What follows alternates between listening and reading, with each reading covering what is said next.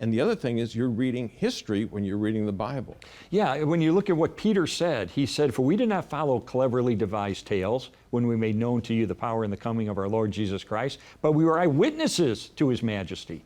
And John says, we're writing about things we have heard, what we have seen, what we have touched with our hands. So they're making the claim that this is eyewitness based. And that's what distinguishes Christianity, is that it is rooted in direct and indirect eyewitness testimony.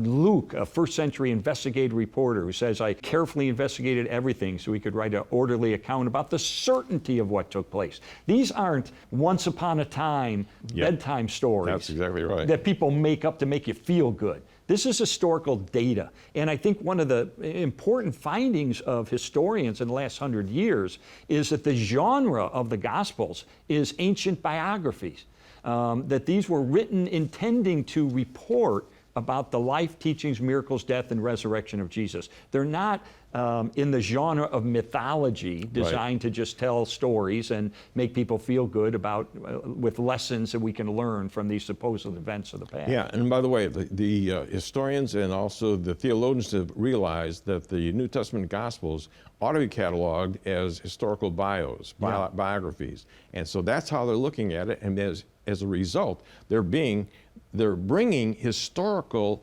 tools to investigate them. Yes. But the fact is that some of the things that brought you to Christ are this. 1 John 1:1. Okay, Yeah. John says, "That which was from the beginning, which we have heard, which we have seen with our eyes, which we have looked at, and our hands have touched. This is what we're proclaiming to you."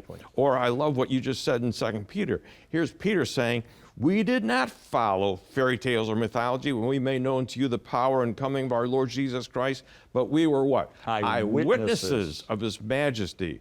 And I'm just saying that this thing is rooted in history, and we've got eyewitness accounts. When you go into a murder trial, when you covered all these murder trials in Chicago, the fact is, if you had a guy that was brought up on the stand and the guy was being accused of murder, and the prosecutor said to him, "Were you in the room at such and such a time when this guy was in the room?" "Yeah."